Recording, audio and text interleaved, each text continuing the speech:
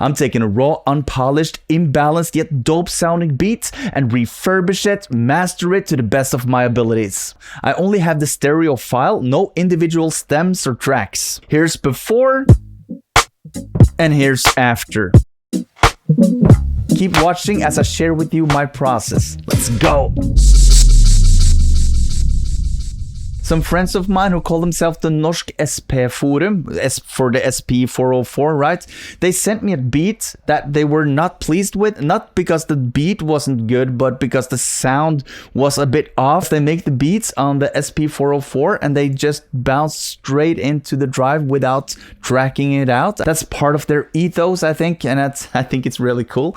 So it's like raw, unpolished, but yet they wanted to sound consistent, so they had the whole album mastered, but there was one beat that stuck a bit out that didn't quite fit the bill. So I was given the challenge to refurbish it. So the first thing I did with this beat was to import it into Logic, and then I had the choice, should I use mid-side processing or jump straight to the stem splitter? So I went with the last option. I went with the stem splitter, and this is what it looks like. So if you can see here, I have the original one here, the Hardilla flat no compression, and I got the Hardilla flat with the stems. And by the way, Hardilla is a really cool name because in Norwegian, dilla means that you're really hooked on something, that you're like really into something. And of course, we all know J Dilla, so this is sort of like a tribute beat to him, I guess. So I have the drum beat right here. Here I have the bass. And over here is the instruments. Processing and mixing or balancing the tracks with the faders. It's not a linear process. I always do a bit of a balancing, then some processing, and then I go back and rebalance. So it's quite back and forth. But I just want to make a couple of comments on this way of working. So first of all, I have this stereo track and that's it. There's no more than this. And I've split it into stems. So I have the drums here. Then I have the bass. Okay, and then I have the instruments. And here comes the gray areas of mixing and mastering. And that's why I guess you always hear the words mixing and mastering together, like in one sentence, because they're quite different operations, but they are related. So in this case, this is like a gray area where I am mastering this beat right here, but at the same time, I'm remixing it, or I'm mixing it again. Because I needed to have the drums lowered in volume. So initially I set the fader for the drums quieter than the instruments and the bass. And now you can see as I've added processing, I have turned down the instruments again. And that's not because I haven't done proper gain staging. Let's just see what the peak meter says.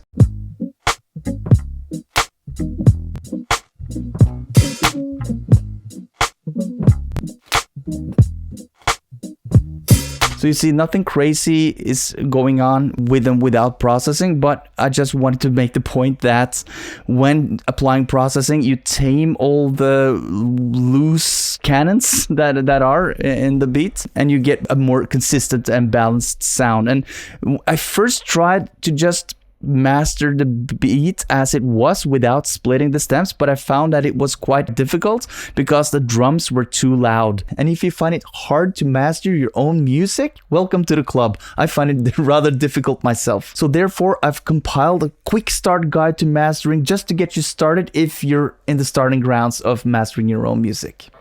It won't be a night and day change. You can apply the techniques that I teach you there, but it's not like you really need to train up your ears and listen and do it a lot of times before you will see results, but at least you will do the right things so that you can be more efficient at it, making it sound as good as possible as soon as possible. And oh, by the way, it's without any paid plugins. You can use stock or free plugins to do the techniques that I teach you. So download it. It's free. Subphotic.com/mastering. Go get it now. The link is in the description below and in the pinned comments as well. And now back to mastering this beat. I'll start with the drums. So what the first thing I did with the drums was applying some gentle dynamic EQ on the high shelf because it was quite heavy on the high end side of things. So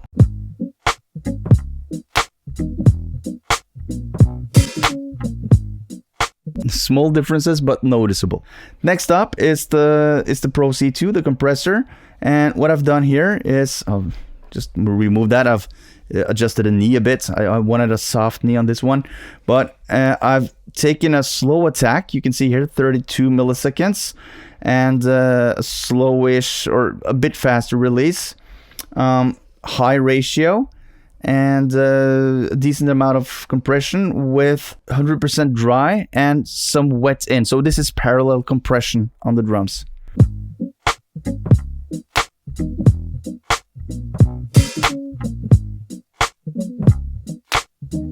Like that, just to make the drums sound a bit fuller without affecting the other elements, and that's the beauty of the stem splitter. So this is actually like now we are in the land of stem mastering or stem mixing. I don't like the term stem mastering. I think it's misleading. Even though I'm in the mastering process, I'm actually doing mixing right here. But anyways, so let's go over to a saturator. I used a preset called Saturate and Sizzle. This is the ChromaGlow. You might want to check out my review video of the ChromaGlow. It's right there. And it goes a little something like this.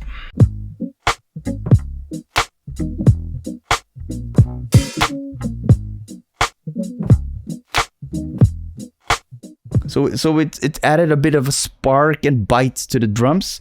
Then next up, I used the Transient designer. Initially, I lowered the attack on this one. I had a minus attack on this one because I wanted the snare to be less popping because it was real exaggerated, especially the second snare. Every second snare has some high-end perk attached to it. You can just listen to this.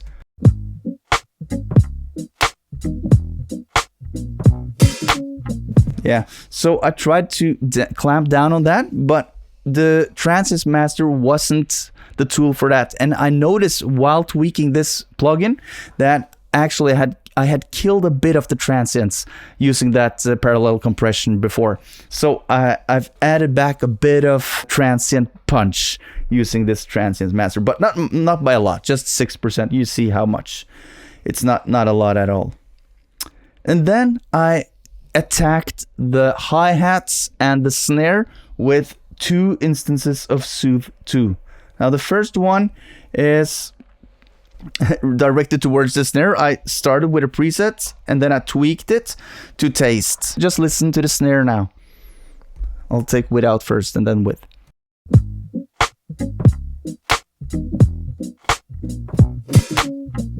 Next up, tweaking for the hi-hats. I'm operating up here in the 8 kilohertz range.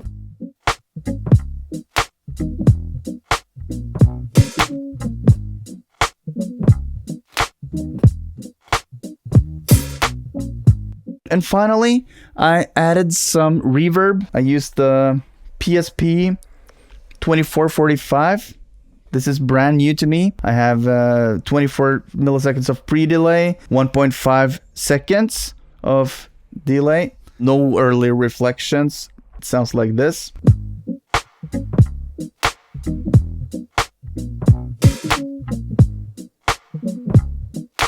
As you see here, I've rolled off the low end and I rolled off the high end just to make it even more unnoticeable yet feelable. There's almost no reverb on the kick, but it's more for the snare. I felt that the snare needed some. Okay, so that's the drums. And if you liked this video so far, hit the like button and let me know in the comments which of these processes resonated most with you. And would you do any of these processes differently in your mastering session if you were to master this beat? Let me know in the comments as well. Give me some tips. And then comes the bass. Let me show you what I've done here. So the first thing I did with the bass was some crazy stuff with the Pro Q3, 50 hertz and down. I've used a low shelf filter and just notched out a bit, quite a lot actually, because there weren't many things living there anyways. Why didn't I use a filter here? I don't know. I didn't want that bump. I started experimenting with the low pass filter, and I heard a sort of a bump that was created at the cutoff point. I didn't like that, so I used a shelf instead. And then I have used a filter on the sides just to take off the sides, because it was a bit stereo, the bass, and that's probably because I've used the stem splitter, and it doesn't really differentiate between mono and stereo sound. So it takes also some stereo information on a sound that is initially mono. So I've just rolled off using a 6 dB per octave filter to be as little invasive as possible. Finally, I've rolled off some of the high end, and this time I didn't notice anything awkward here. This is the shaping of the bass, and you can just listen with and without. I'll just solo it because it's difficult to hear, and you really would need headphones for this, but we can try. Let's see.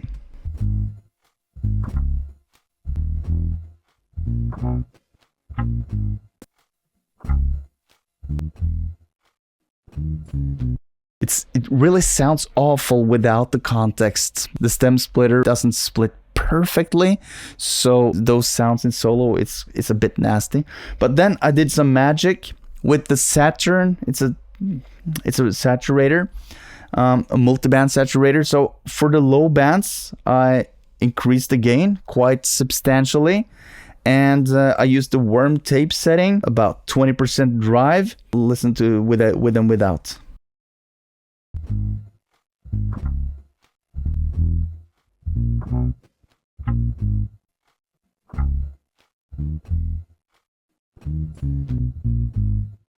I just wanted to take note also that on the outs, I have decreased by 10 decibels on the outs, while I have increased about 10 decibels in. It's not higher in volume, but the harmonics have changed. The tone and the color of the bass have changed, and it's more hearable. And finally, I used a multiband compressor to control the bass a bit, to just compress the lower end of the bass.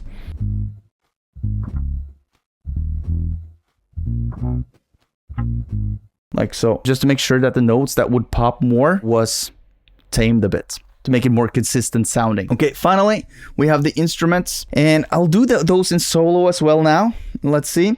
First, I added a little altar boy. This was just an experiment. It sounded quite awful, in solo at least, but I drove up the harmonics a bit using this one. Let's just listen with and without.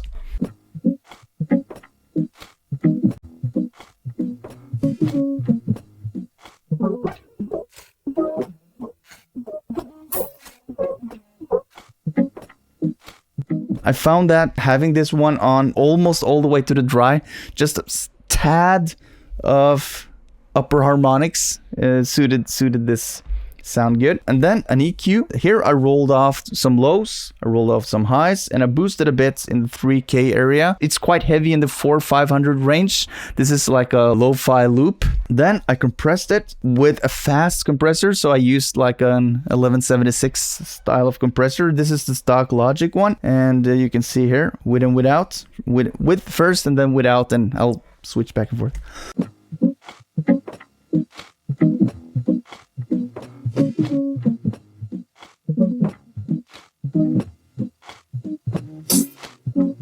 Okay, and then finally I increased the width a bit using an Ozone imager. I monoed the bass frequencies, even though they're basically non-existent, but just to make sure. And then I added a quite substantial amount of imaging on the rest of the signal, from 229 and all the way up. You can listen with and without.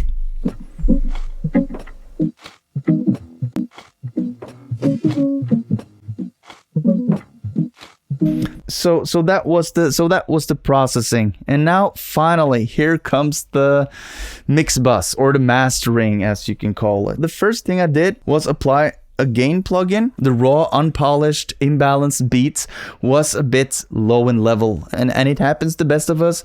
I forgot to increase the gain of the region before I stem splitted it. So I had to use a gain plugin afterwards. But as I did the processing and did the mixing, I adjusted this one. But I ended up with plus 6 dB on this gain plugin right here. And then I have standard regular bus compressor. This one goes at 30 milliseconds of attack, quite fast release, 1.5 ratio, no such end filter at all, and 4x of oversampling. And you can listen with and without.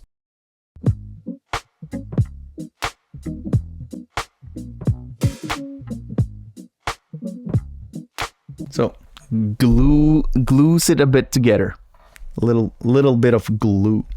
Next up, here's a multiband compressor. Here I started with taming the bass. I needed to insert some life into the mid-range, and then I needed some control on the high end, but not too much. So I ended up increasing the gain a bit, but still compressing.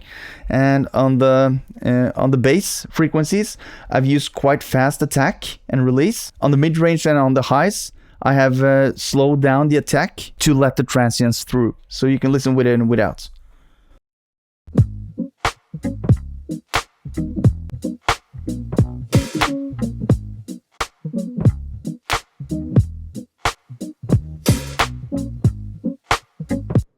This was a sort of a magic trick, I think. Here comes the final piece of the puzzle, Ozone 11. Now, I have done several instances here, so I'll just go briefly through it. I have used something called a stabilizer, which basically shapes the overall tonal balance a bit, like in an intelligent way. Let's see.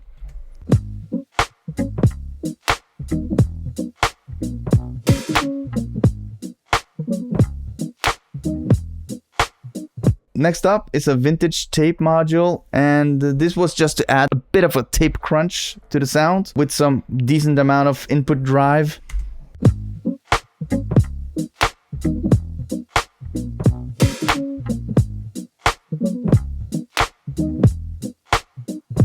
Yeah, I felt this. And then comes the imager again. I've done basically the same process here as I did on the instrument bus. You can listen with and without.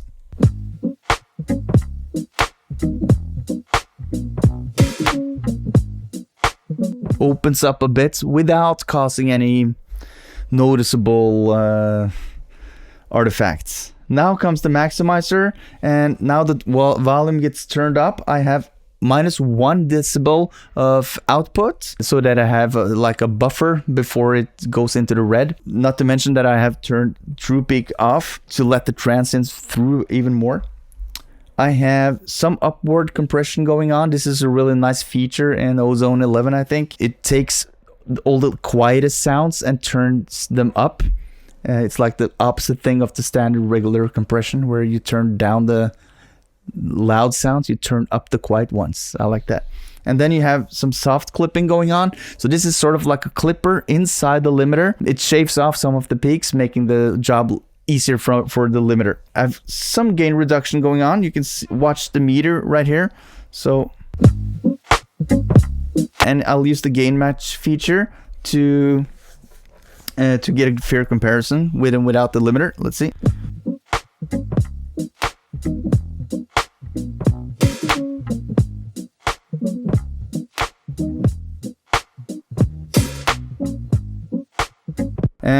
And of course, for comparison, I have gain matched the original beat with the mastered one, and you can listen to the difference. So the original first.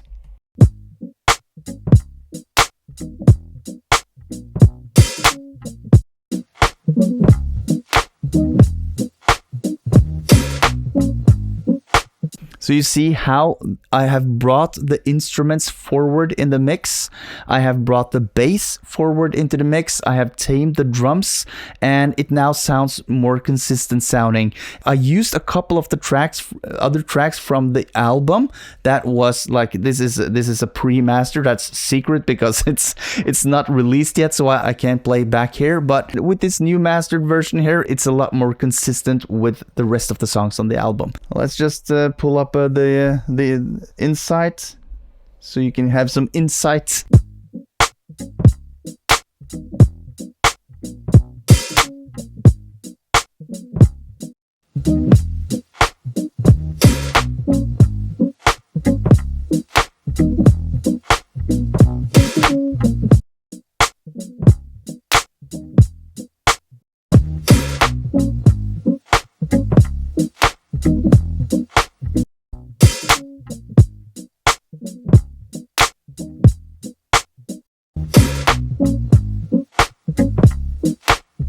And what I hope now is that Norsk SP Forum can shoehorn this finished mastered beat into the rest of the tracks that are for the album. And if you want to check out more videos about mastering, you should check out one of these because I think they're really good.